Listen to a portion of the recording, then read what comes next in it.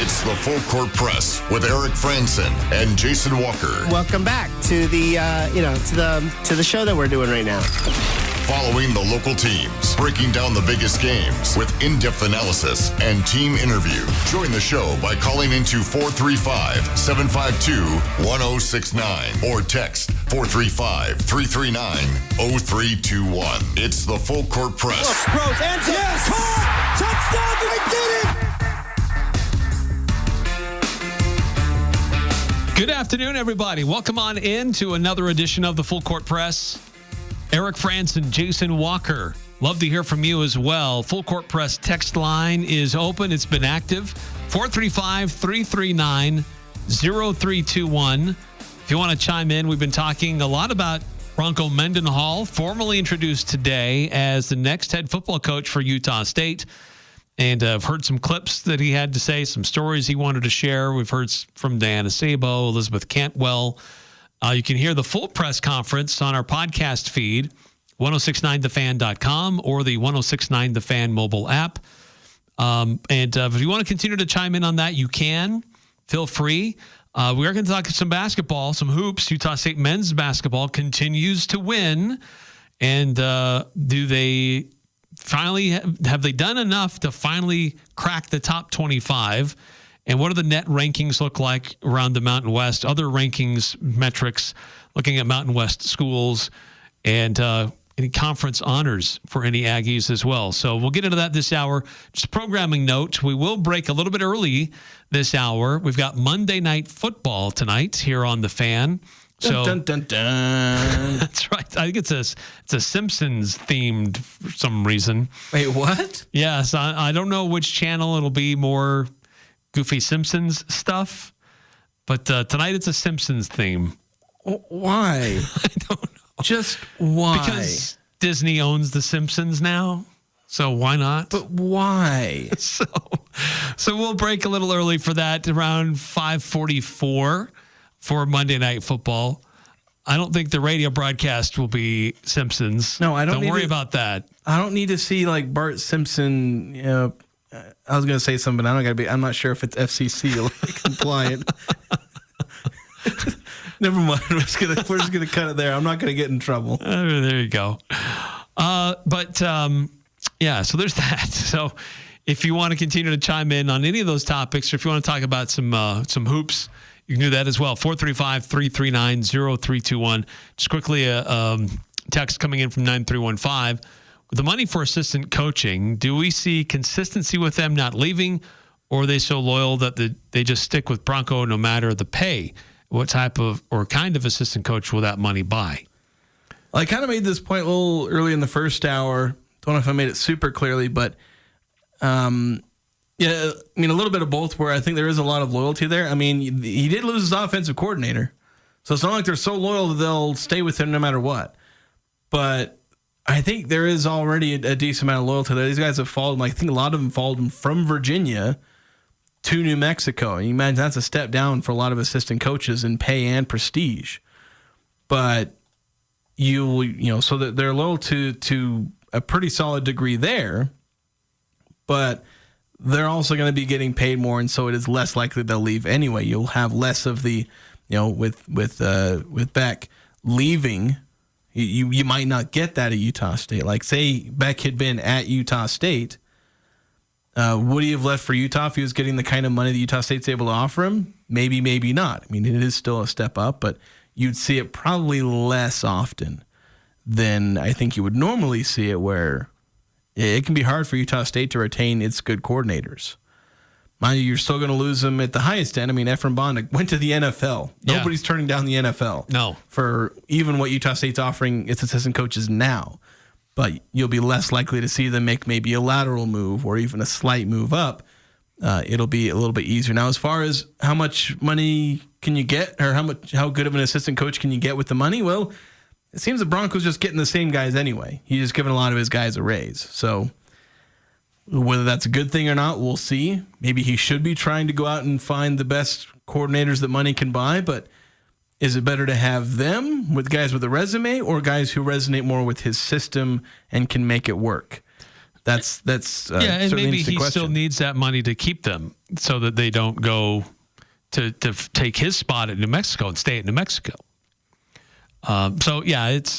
I don't know. I don't know if anybody in New Mexico wants anything to do with anybody who's ever touched Bronco Mendenhall. It's a pretty poisonous name, I think, right now. The way they feel about Bronco Mendenhall, my gosh, I'm still getting replies to some days old tweets saying F Bronco Mendenhall.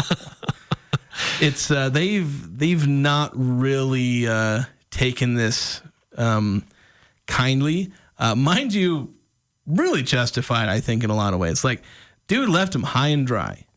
1 year in and out. Like, Utah State fans aren't exactly huge fans of Danny Sprinkle.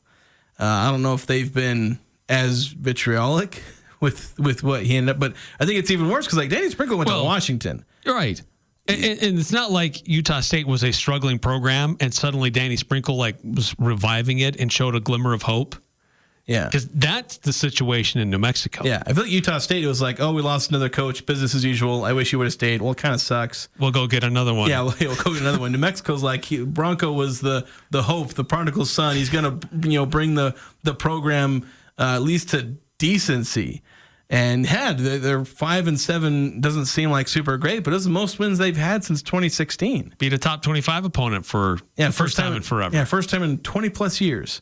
So when he suddenly left them high and dry, they were not happy about it. But this is something Bronco Mendenhall talked about because he was asked about, a couple of different times. But just what would he say to the New Mexico fans? And talked about how he didn't take this lightly. I watched them be torn and hurt when they heard my decision after seeing the direction the program was going. I didn't take that lightly and still don't. Very difficult. You can't coach effectively without connecting deeply. It's not possible. I guess it is, but it's hollow. And I'm not after that. And so never was it on our radar after 1 year. It wasn't. I hope you're taking that as how significant this opportunity is for us. We think this is a life-changing moment for my wife and I and our family. So that ultimately was the reason. To say there was another reason, there wasn't. Our chance to continue to do this with our family so close, man, that's who gets to do that. So it's just awesome. And that happens to be here in Logan and Utah State with this rich tradition, the recent successes, past successes, and the trajectory in the future. Gosh, that just made a lot of sense. Yeah, I thought it was interesting that because this is something that, based on a question I had asked him and based on this question that he answered as well, is that he was really trying to drive home the fact that Aggie fans should really take note that he did not take this lightly, as you said. This was not an easy decision. It came fast, and he made the decision relatively quick. So I guess judge that as you will, but he was emphasizing that what they were trying to do at New Mexico and how he was trying to be invested in those players in that community, to see this opportunity come up was not easy for him to walk away from. And it just presented unique opportunities for him and his family that he just couldn't pass up. And so that's something you could tell he was trying to emphasize that really, please take this seriously, that this was not an easy thing to do. And he didn't badmouth the community. He didn't badmouth that university or their players. This was just a greater opportunity for him and his family that he had to take advantage of. And there are a lot of coaches who I would just kind of dismiss it as lip service.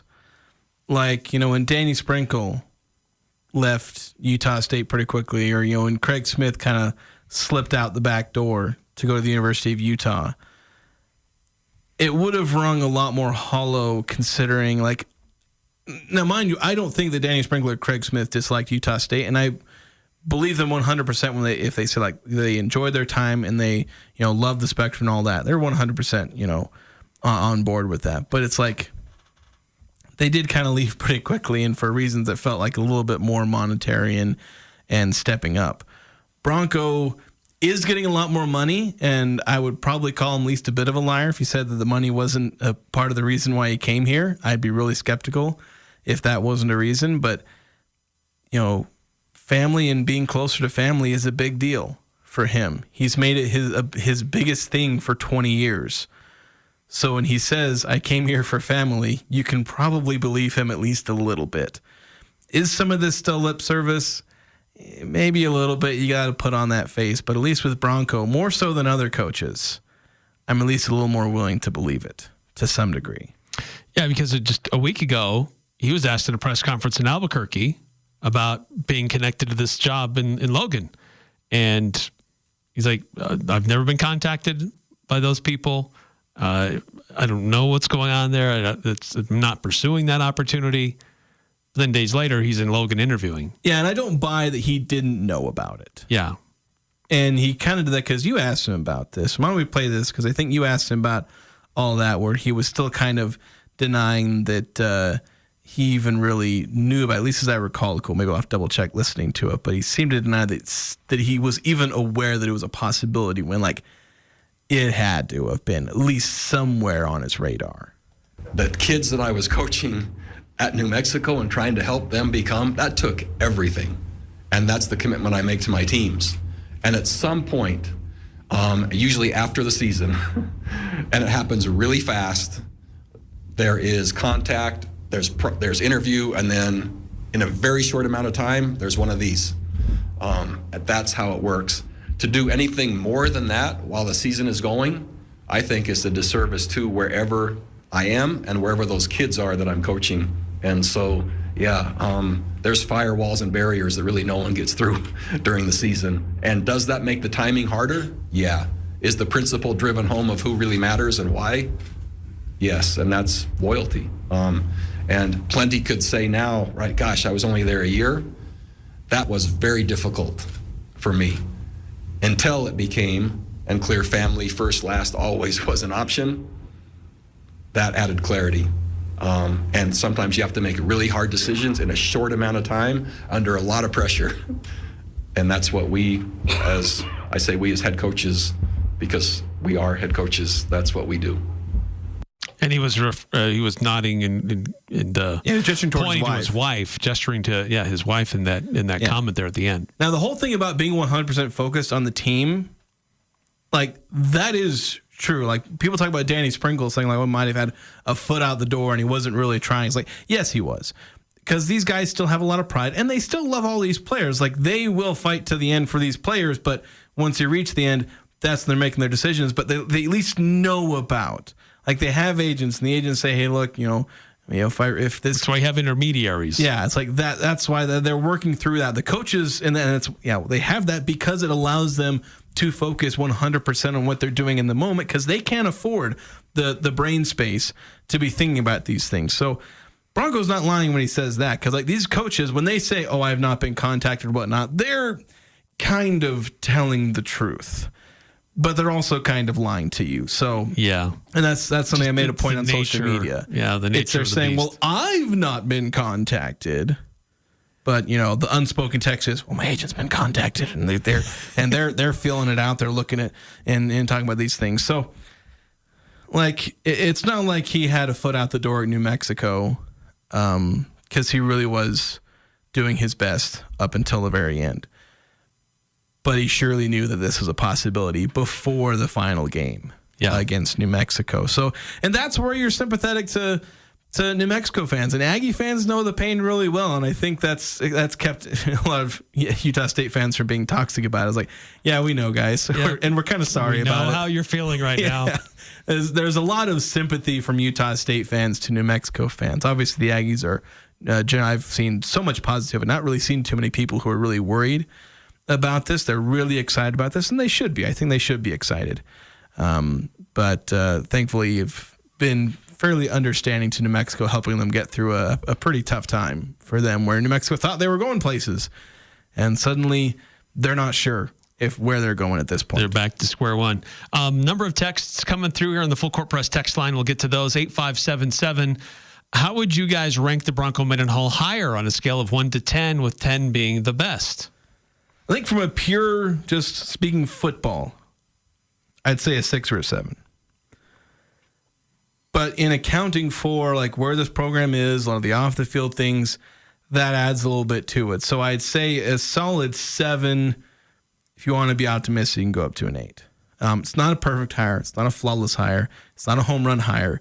At least on its face, what we know. You can never really declare something a home run hire when it's happened because you never know what's going to happen. The ball hasn't left the park yet. Yeah. Yeah. So the ball has barely left the bat. Yes, true. So, like, the pitcher is still pitching it at this point. We're not sure what's happening. It hasn't even connected. So, but based on what I know, what I can figure out, what I can predict for what all of my opinion is worth, solid 7, maybe 7.5.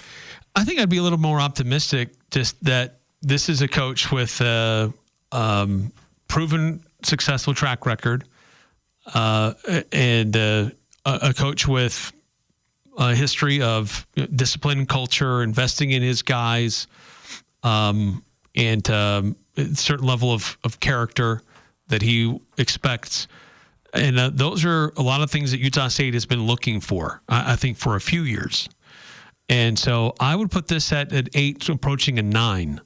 I don't know if I'm going to go full 10, just because I do worry about how much fire does he still have left in his belly. Anybody who steps away from the game for a while to go spend time on a ranch, you wonder, like, I get like there's the burning to come back and still do that, and that's good. But I wonder how long until that fire gets extinguished again, or gets distracted with, I want to go back to fence posts and cows or whatever else he had on his ranch. Or if he wants to make the jump further up the ladder, like it took him 1 year to suddenly think, I want to go to this Utah State, it's closer to home, bigger salary, Pac-12. Like, you got distracted pretty quickly. Yeah.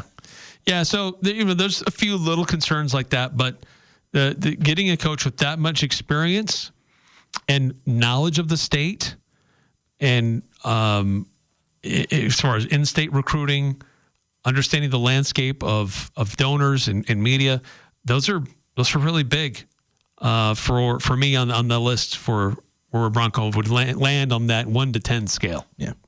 Let's go to a few more texts. 9-5 saying, I think Ephraim Bonda was offered the chance for head coaching at USU and turned it down. Would this have been like after Blake, or before? He didn't precede Blake, did he? Didn't he come at the same time? Yeah, he was on the introductory staff with Blake. So I don't think there would really have been a timing thing, because like Bond has been the safeties coach of the Broncos the Browns for like 2-3 years now. And I don't know if he applied, because I don't think they're going to go like track him down and say, hey, will you come apply for this job? Yeah. We want you for this job. I don't think they're in that kind of position to go. Yeah. Do that. And especially not after, with Blake firing us, you bring in an interim coach and then you go from there. As far as like, it's possible that maybe Bonda applied. I mean, Sabo made reference to, I think, even NFL position coaches off, because like even at a place like Utah State, you will get people applying from everywhere. People who are, maybe woefully underqualified. There's probably high school coaches that apply to the job. I don't know. But you get a lot of people applying. A lot of them are position coaches, people who want to make that jump to becoming a head coach. But Utah State is still able to maintain a pretty decent standard. Yeah, 935 saying 80 just said there were some NFL coaches having interest. But yeah, or you're saying Utah State turned Bonda down? Because I'm thinking you're talking about Bonda turning down the opportunity to be a head coach at Utah State.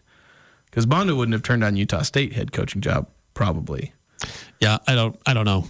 Bottom line is I don't know. But yeah, she mentioned NFL coaches, position coaches having interest, and there's only so many coaching positions in college football, especially at an institution like this. Yeah. So there's going to be wide interest. Yeah, there's going to be a lot of interest.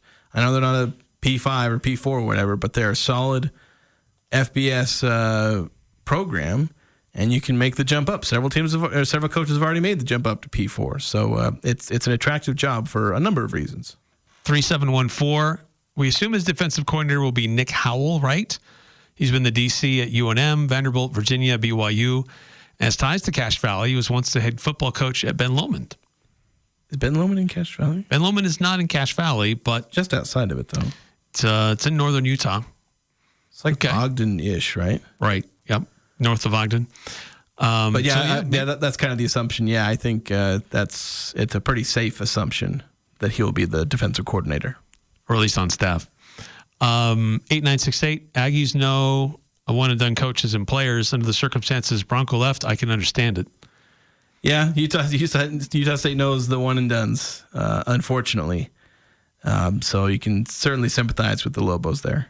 6391, have there been any more assistant hirings announced besides the OC? And I noticed Bronco rarely said I or me. It was always my wife and I. Really seems family was the driving factor. Yeah, and I could call this a bit of the PR game as well, but Bronco, I'm sure, is he's not playing a PR game when he says that. Maybe a little bit, but like it's very much him and his wife. Obviously, it's been a huge part of it. Again, it's why it's that family thing. Like he is a fairly unique head coach. You see a lot of guys say this, but from living in the state of Utah, I think a lot of the texters can, who may have grown up down a little further south. Like I grew up on the Wasatch Front. You heard about, Bronco all the time. And he developed that reputation of being a family guy, both with his football program, obviously having his own family, and it being very, very important to him. Not to say other coaches don't value their spouses, but, Bronco's made a very prominent aspect of his professional life, the fact that he emphasizes family so much. Yeah. It's why he works so well as the BYU head coach. Yeah, that's true.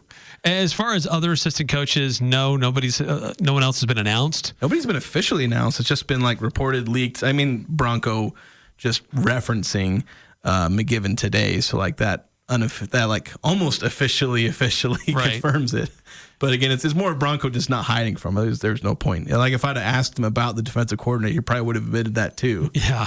Because there's no reason for him to really Clearly care. They've been identified because he did say his coaching staff. He already said there's he threw out a number 15. It's like but he also said they're already working on evaluating the current roster. Recruiting too, and those who have been committed to Utah State in the early signing period. And they're also in the transfer portal. So they're very actively recruiting and evaluating Utah State players. Apparently I need to go through and just start stalking the internet, trying to find out where all these are. Because I've not put in that legwork, but everyone's wanting to know. Yes. Then 5879, who's going to replace Cooper Bassett? Also, will we retain all our high school commits? And imagine they'll retain all the high school commits. I'm not 100% sure about the rules. I know Nate Dreiling, he mentioned talking to Diana Sabo about retaining all of the high school recruits that they brought in. Like, if we offer these guys, is the next coach going to, retain them? I don't think Bronco has to. I'm not 100% sure the rules, but I would really hope he does. But we'll see. I think that we're going to end up going to this whole roster cap whole thing soon. So that's going to be an issue for Bronco Mendenhall. He's going to want to utilize all the space that he has, where it's going to be restricted once the whole house settlement thing goes into full effect. Yeah. We need to take a time out here on the Full Court Press. Love to continue to get your texts and your responses on Utah State football, formally announcing Bronco Mendenhall as their next head coach. Also going to talk some Utah State men's basketball, getting into some hoops as got a player getting some conference honors. Are the Aggies ranked after being one of only a handful of teams still undefeated in college basketball? And what are the latest rankings show about not only Utah State, but other teams in the Mountain West Conference? We'll get into that next here on the Full Court Press. Holiday parties and events at the Riverwoods Conference Center offer a festive and fun holiday atmosphere. Paired with catering from Elements Restaurant, your special occasion can include tasty hors d'oeuvres, delicious entrees, and decadent desserts that always deliver excellence. Now accepting reservations for this holiday season. The Riverwoods Conference Center and Elements Restaurant easily accommodate large or small events. Visit theriverwoods.com or call 750-5151. At Cash Equipment, we want to take a moment to say thank you to our customers, farmers, and ranchers. The early mornings, the late nights, and the endless care you pour into the land and animals that sustain us all. Your work is the backbone of our community, and we're honored to support you with reliable Kubota tractors and equipment. In fact, right now enjoy 0% financing for 60 months on select Kubota tractors. Cash Equipment in Hyde Park and online at cashequipment.com. People gather to give thanks, renew friendships, and celebrate traditions will always be what the holidays are about. This is Brett Green, President of Cache Valley Bank. As we celebrate together, thank you for making us your preferred hometown bank and trusted tradition for achieving your financial needs and ambitions. We wish you a year filled with wonderful memories, good times, safety, and lots of happiness. We think you deserve it. Happy holidays from Cache Valley Bank, member FDIC. This is Ryan at My Mattress. We've been thinking about what you're going to get each other for Christmas, and we want to help out a little bit. Jewelry. The bling is cool, but didn't you do that recently? USU season tickets. No. Well, maybe. And if you do, call me. We'll go together. A hot tub. Yeah, they're cozy for 30 minutes, but let me suggest something that'll keep you cozy and supported and help your day go better. A mattress at My Mattress. The best time of the year to buy is right now. Come in today and sleep better tonight. The best Christmas gift possible. Following the local teams, it's the Full Court Press with Eric Frandsen and Jason Walker.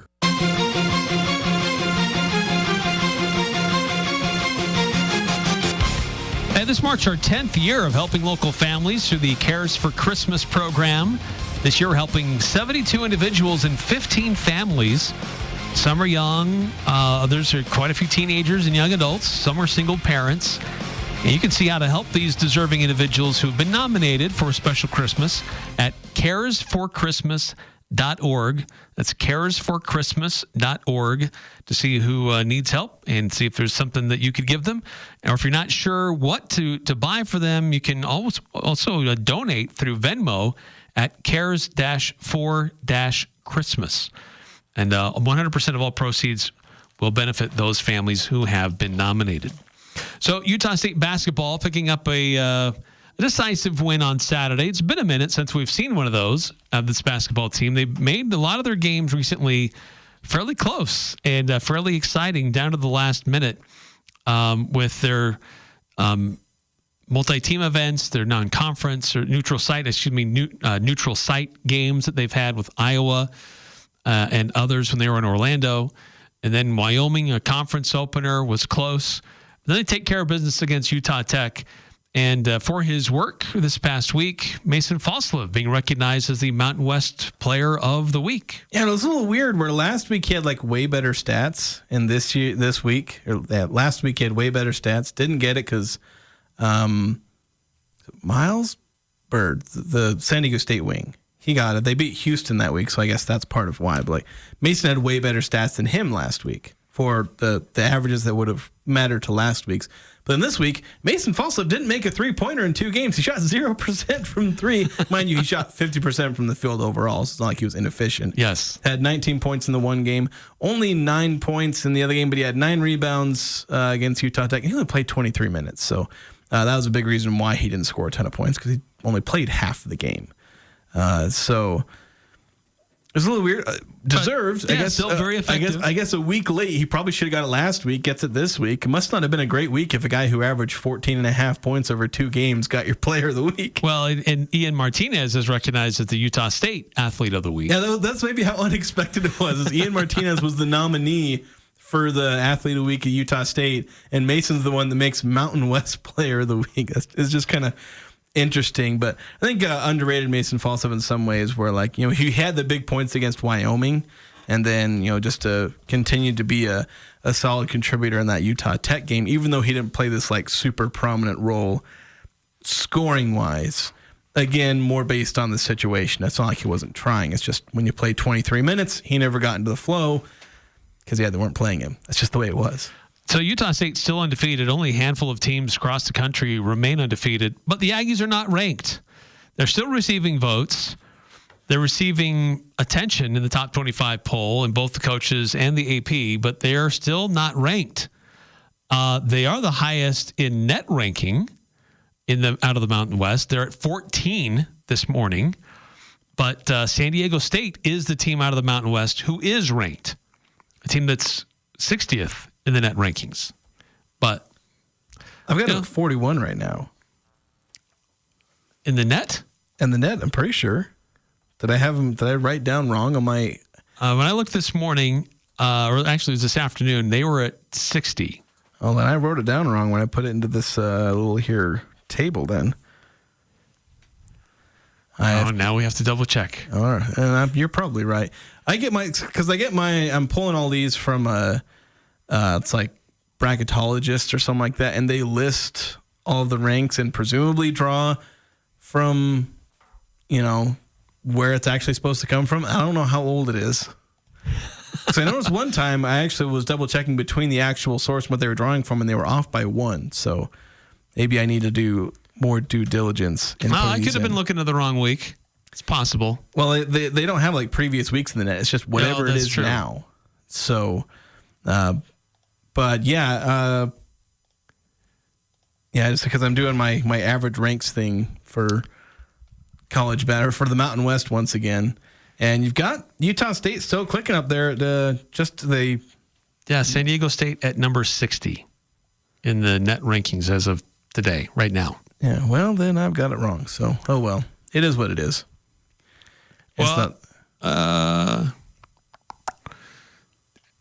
This is through games ranked through December 1st. That's weird. So maybe this is off. That's weird. I don't know. That is off. Is it like the official page? Now I'm on this. Because I bookmarked it to that day. Oh, come on, Eric. Everything I wrote down is wrong. Utah State's 19, by the way. Yeah, I've got him 14. I've got him at 19. And San Diego State is number 41. And you got Boise State at 46. Yep. Nevada at 58. Yeah. Okay. Yeah. So I'm right. You're right. Eric is wrong. It pains me to admit that I was wrong. It's just like pick 6. We haven't done that in like 3 weeks. We're eventually going to get back to it. That's right.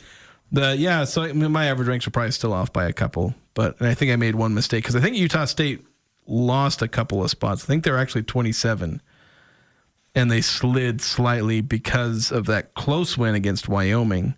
I mistakenly said they were plus 2.6 in their average ranking. San Diego State did jump a little bit. So yeah, right now, like when I look at these rankings, but you're talking about the AP, like the Aggies, but you take all these rankings and the average is still like 30 and they're 34th in the AP. So like, I know there's some people that are upset about Utah State not being ranked, but like, this is how the ranking works. Like, we went through this last year too. Yeah. Why weren't the Aggies ranked? We were getting into January and they were 13-1. Why aren't the Aggies ranked? Haven't beat a ranked team. Yeah, haven't gone undefeated long enough. The humans don't think you've played a quality enough schedule. It's a human ranking because the AP is you have a status quo that they establish, and you can talk about how faulty this is. They have a status quo, and then they go based off that. And for a mid-major program like Utah State, they've got to prove it by going undefeated for just so long of a time that they just have to respect you. Or you beat a team that they've already said are good. Utah State has done neither of those things. I know people say, they beat Iowa. Iowa's 47th in the net. Which puts them as a quad 1 win. Yeah. The AP voters don't give a crap about them beating Iowa. I mean, some of them do, because there's 15 people. Some weight. There's 15 people that have put Utah State on their ballots, but there's like 70 voters or something like that. I don't know. Go look at how many first place. I don't know how many voters exactly, but there's a decent number of them. Most of them aren't really caring that you beat the 50th best team in college basketball if that's your marquee win. You know why San Diego State's it ranks number 23 right now? It's because they beat Houston, who at the time was ranked 6th, now 15th. That's why San Diego State's in, not because San Diego State has this fantastic resume and that they're undefeated and whatnot. San Diego State has 2 losses now? Yes. Yeah. But they have a top 25 win. Like, whether or not you think this is right, I'm not going to make that argument. I've said my piece at times. I'll probably do it again at some point, how I think AP voting is kind of stupid, the way that this voting convention works. But that's just how it is. So every time you bring up, why aren't the Aggies ranked? Well, I can tell you exactly why. Last year, as I mentioned, they started 13-1. So in early January, like on January 4th or thereabouts, they played Colorado State around that time. Maybe it was January 7th or something like that. But they were 13-1 and were not receiving a single vote in the AP poll. Not a single voter, including like 3 different voters from the Mountain West. Not a single one had the Aggies on their ballot. The Aggies beat number 13 Colorado. They go from not receiving votes to number 20 in the poll, which is a ridiculous jump to go that far. It is.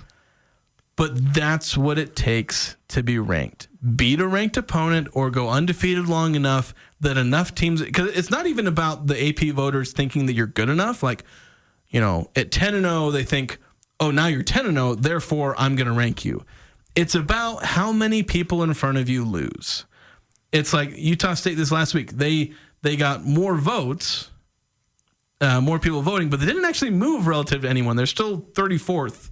If you're extending the ranking beyond just that top 25 and by how many points they have, they got more points, but they didn't move because like the teams in front of them are like leapfrogging them, or not enough are falling behind the Aggies, or really it's just they're condensing their list. There are fewer teams that are getting votes in general. Then Utah State's just picking up some extras. So there's mostly my rant on the AP on why the Aggies aren't ranked. Whether or not you think it's right, honestly. If you asked me to fill out an AP ballot, I probably wouldn't put the Aggies on it. The Aggies play South Florida Saturday. They're 172 as of today, not as of December 1st. Yeah. So so that doesn't really like move the needle a lot. Yeah, it doesn't. But after that, that's when it gets spicy. Yeah. Because then it's UC San Diego, who's surprisingly playing well. And their metrics look pretty good. They play St. Mary's, who's very good.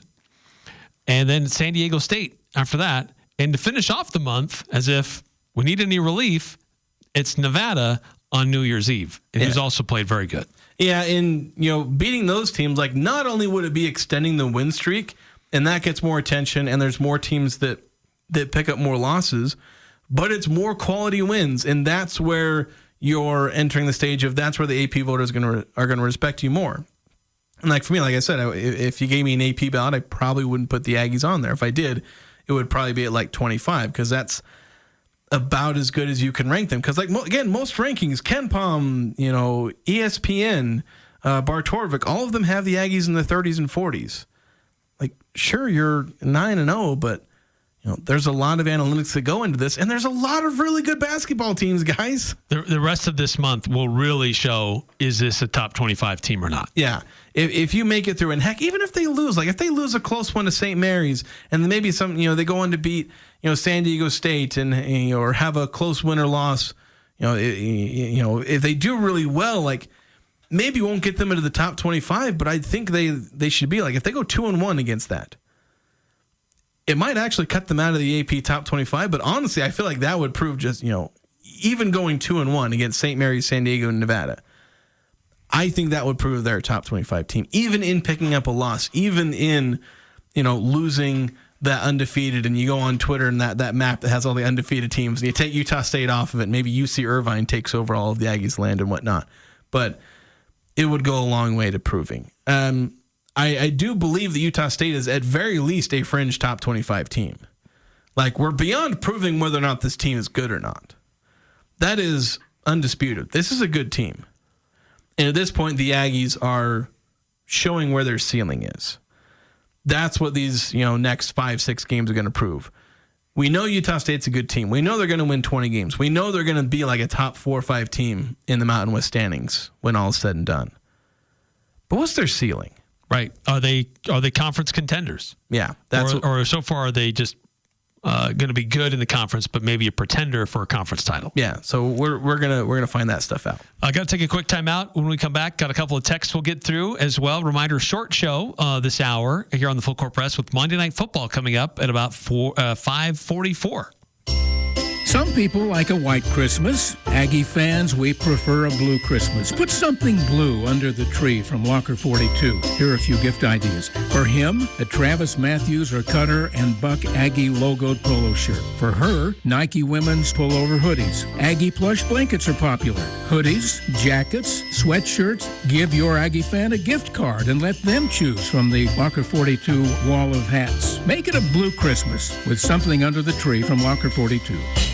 Over the past few years, strong and crazy weather patterns have battered various parts of the country. Northern Utah and southern Idaho are not immune from its share of wild weather. Be prepared for power outages with a Generac backup generator from Golden Spike Electric. They are your local source for Generac sales and service. Generac keeps you in control when bad weather strikes. Golden Spike Electric, powering your peace of mind. Online at gsegenerators.com or call 257-3016. They also service other models. The Aggies are #1 here. The Full Court Press. Connect with us on Facebook, Twitter, and online at 1069thefan.com.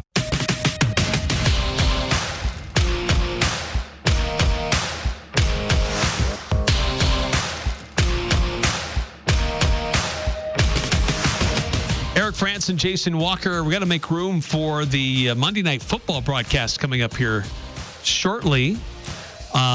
On the fan, but get a couple of texts here that came through. I want to get those. 435-339-0321. 5879 texting in. Cache Valley should be very grateful this time of year. We just keep winning. First Trump, then the Utah State basketball team, now Solid Hire, and Bronco Mendenhall. Let's go Aggies. There we go. Yeah, basketball and Bronco Mendenhall is pretty good. I'm not going to speak politics. 5773. We got to go back here. Another one. Welcome back, Eric. I know Eric's back because the first hour of the show is already posted on the podcast feed. Then it's true. Then let the ranked disrespect for the Aggies continue. We respond well to disrespect. Yeah, they do pretty good. They did pretty well last year responding to the disrespect. Yeah, and you should have hoped that they were picked 9th. Let's keep stacking to that chip on their shoulder. Yeah. And then 6328 texting in, is Diana Sabo to blame for all the controversy around our program by jumping the gun on the firing? I mean, if you believe she was justified, and I know there's some debate about that, and I've said a lot about that. We've both said a lot about that. But if she was justified, then, I mean, I guess you could maybe say she's to blame, but in a weird roundabout way, because if she's justified for it, then she did a good thing. If she's not, then, there's a lot on her plate there and a lot that she'd be responsible for, but it's just whether or not you feel that it was justified. If it was 100% the right thing to do. If not, then, yeah, there's a lot that she's caused problems for, but she may be making up for it, even if that was the case. Yeah, I don't think it would be fair to say she is totally to blame. I think there are other actors in this. You can't lay it all at her feet, but there's some things that have come out that some people that were involved, there was justification. For others that are involved, zero justification. So, yeah, but it continues. We're not done. It's not over. It goes on. That's going to do it for us here on the Full Court Press. Thanks for tuning in. We got Monday Night Football coming up here next here on The Fan. And we'll be back tomorrow with a whole lot more to discuss. Thanks for tuning in, everybody. It's good to be back in the saddle. Be back at it again tomorrow. Lowe's knows that to win the job, pros need the best prices. That's why only at Lowe's, MVP's Pro Rewards members